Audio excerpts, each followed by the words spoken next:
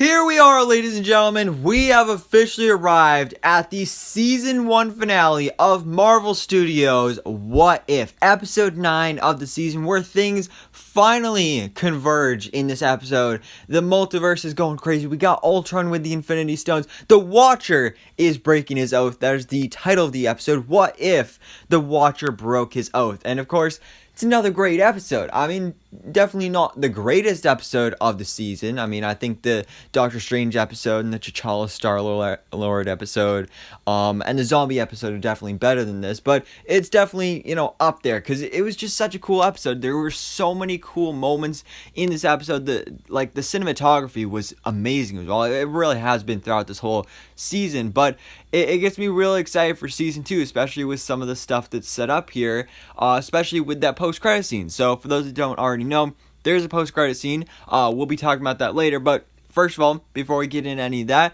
of course, quick spoiler warning if you've not yet seen Marvel Studios' What If Episode 9. So let's go ahead and get into breaking down this episode because some crazy stuff goes down.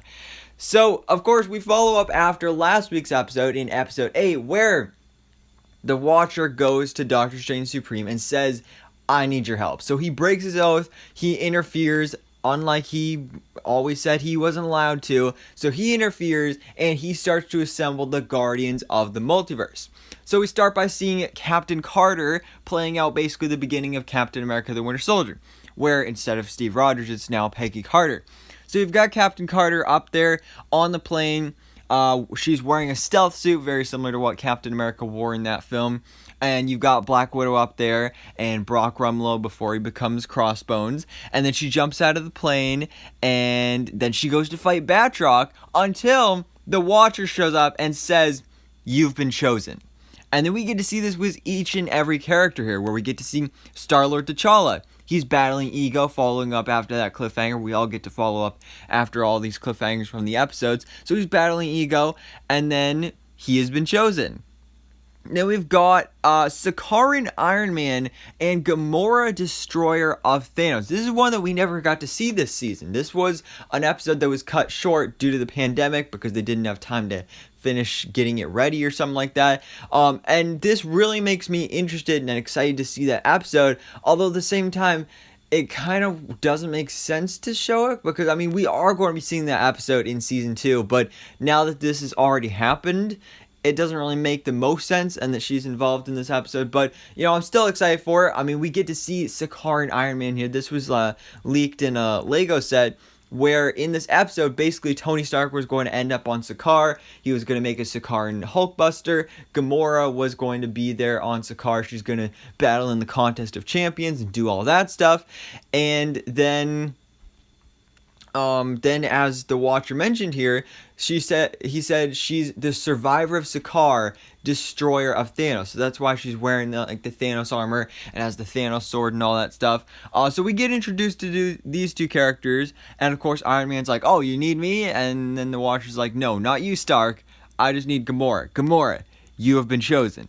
And then we get to see King Killmonger. He has been chosen. Party Thor is off battling some Ultron sentries because of that cliffhanger back in episode 7. He's been chosen. So then our whole team assembles and meets up in this pub with Doctor Strange Supreme there and the Watcher. And the Watcher says, you are the Guardians of the Multiverse. You are the only hope for the multiverse. So then they've got to come up with a plan to try and defeat Ultron.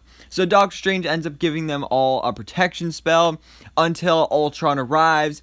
And that's basically their big plan here, is they want to steal the Soul Stone, so then Gamora can then use the Infinity Crusher, which I'm assuming is something that would have been introduced in her episode, so that they can destroy the Infinity Stones. So that's what they do. They steal the Soul Stone, and Doctor Strange summons the zombies to keep Ultron busy while they hop into another universe, including Zombie Wanda, who actually gets taken out pretty darn easily by Ultron.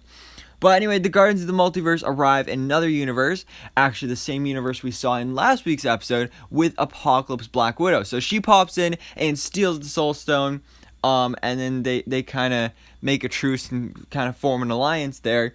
And then Ultron shows up in this universe, and we basically just get this huge battle of everybody trying to get the Soul Stone. until Gamora does end up getting it, and she tries using the Infinity Crusher on Ultron, but it doesn't work because of these rules that have been established, but also like kind of loosely adapted, I guess, at the same time, because the multiverse rules in the MCU are kind of changing like every single project. But basically, it doesn't work because it was designed to destroy the stones of her world, very similar to how we saw like in Loki. Like, they just had Infinity Stones just lying around the TVA, and they were completely powerless. So it's very similar to this, and, you'd think that the Infinity Stones wouldn't work in different universes, but still they were able to.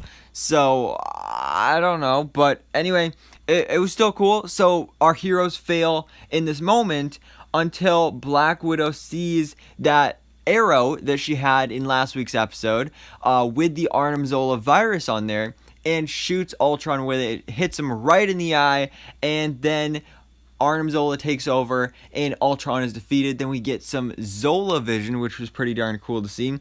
But when Ultron is defeated, then we get to see that Eric Killmonger actually goes ahead and steals the Infinity Stones. And he says, like, oh, we can fix our worlds, and like, aren't you tempted by this and all this stuff? And you could tell throughout this episode that Killmonger was kind of evil. Even in the beginning, like, Party Thor was like, you sure we can trust him?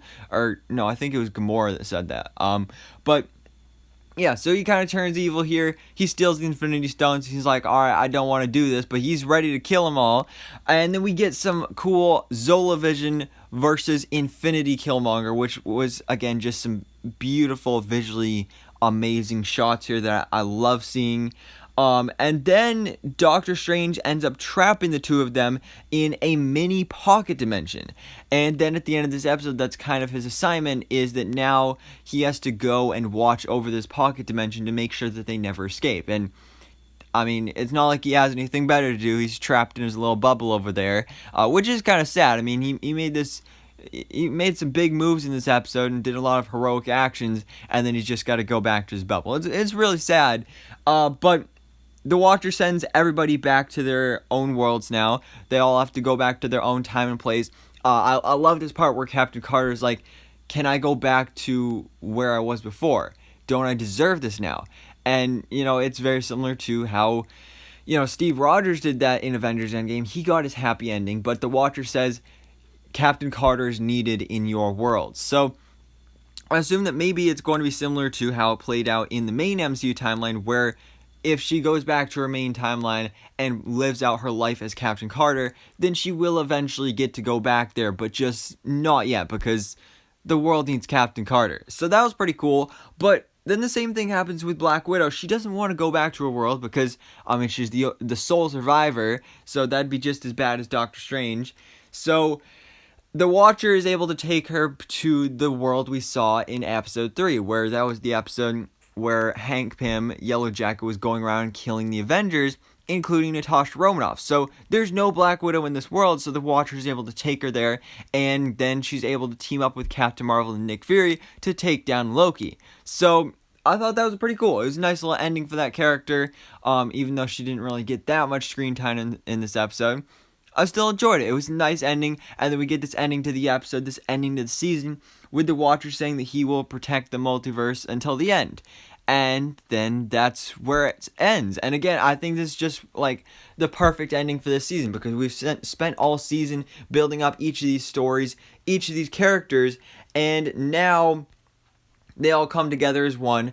They all fight together as the Guardians of the Multiverse, and then they all kind of, but also, well, at least some of them get their happy ending, and I like that. It works really well, and of course leave the door open for season 2, which we know is officially happening.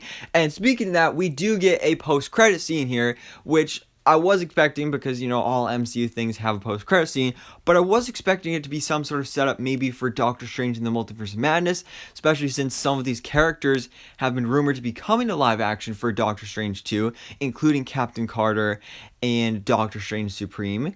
But no, it's actually a setup for What If Season 2, where we get Captain Carter returning to her universe, meeting back up with her version of Black Widow, and Black Widow showing her what Batroc and his gang was trying to steal, and it's actually the Hydra Stomper.